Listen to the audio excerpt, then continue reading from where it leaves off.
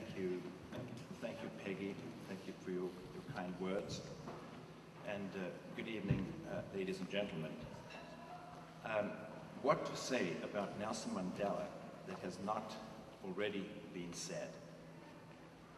Today, he is the leader and spokesman for humanitarianism throughout the world, the absolute leader.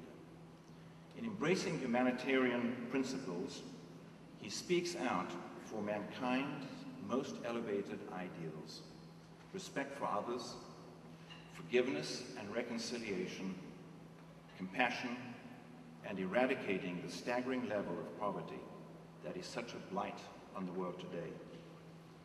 Building on the historical experiences of Gandhi and Martin Luther King, Nelson Mandela's predecessor as the great 20th century revolutionaries of peace, Nelson Mandela has taken the ennobling stance that Dr. King so powerfully described in one of his speeches, and I quote, "I refuse to accept the view that mankind is so tragically bound to the starless midnight of racism and war that the bright daybreak of peace and brotherhood can never become a reality," unquote.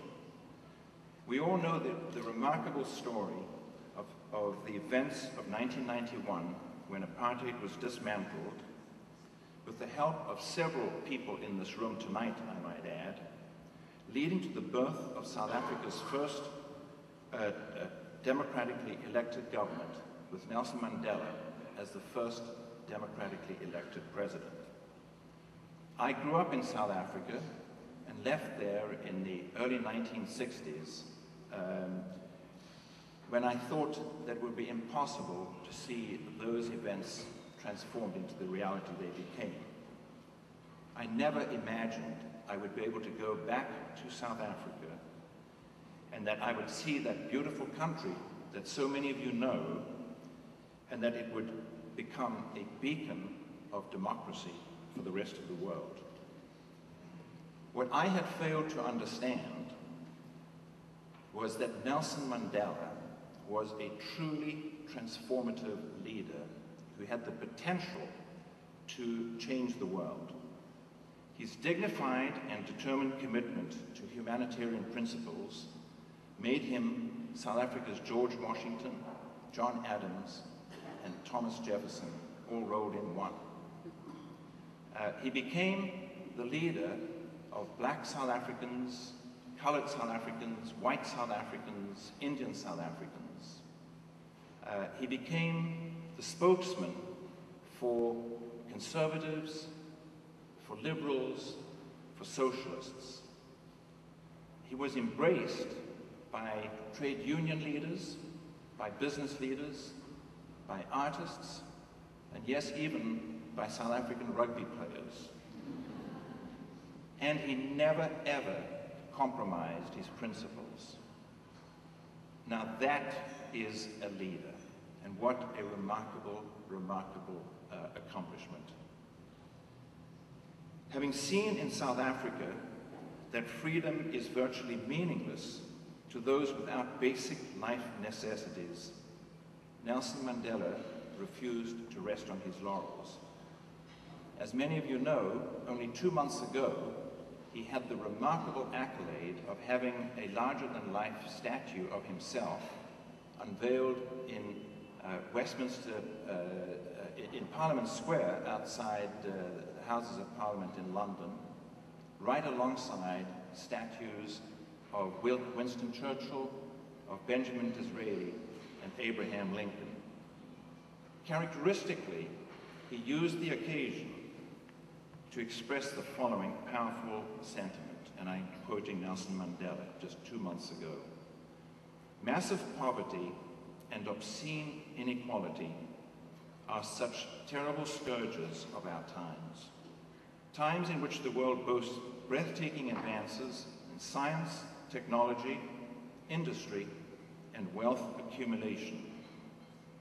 Poverty and obscene inequality rank alongside slavery and apartheid as social evils. Overcoming poverty is not a gesture of charity, it is an act of justice. It is the protection of a fundamental human right, the right to dignity and a decent life." Unquote.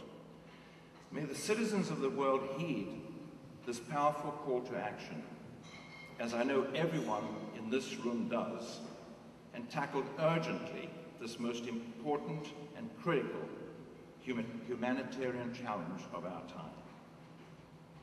With that, it is my pleasure and honor to present the David Rockefeller Bridging Leadership Award to Nelson Mandela, and to ask David Rockefeller, very appropriately, to receive this award on Nelson Mandela's behalf.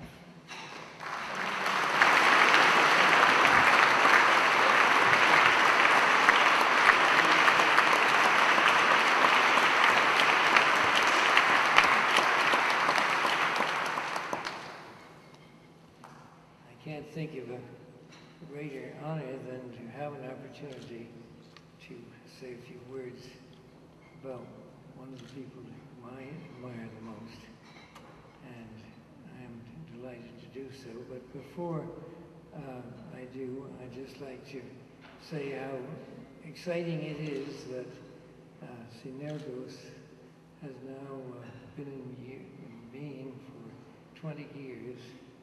And I think each year, those of us who have been connected with it have come to realize how important it was to establish it and to bring together people from all over the world, many of whom are here this evening, to participate in achieving its very worthy objectives. And of course, it's hard for me to say that without adding that one of the things I'm most proud of is that the person who's played a key role in that has been my daughter, Peggy. I would like to...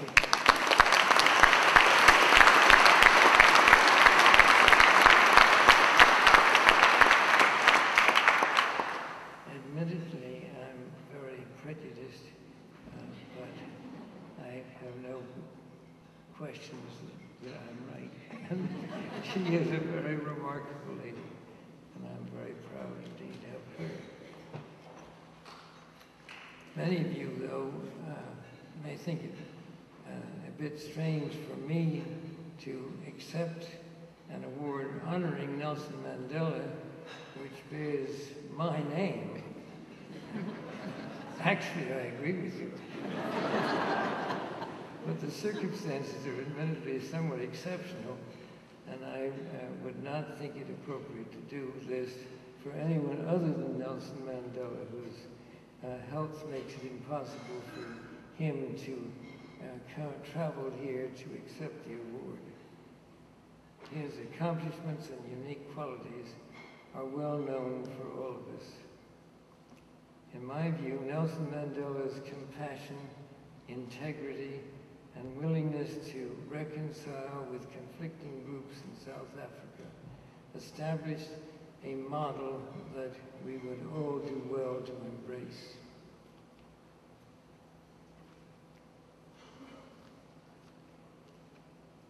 Therefore, I'm very honored to accept this award on behalf of Nelson Mandela and do so with a sense of great honor that I can be associated with him in this regard.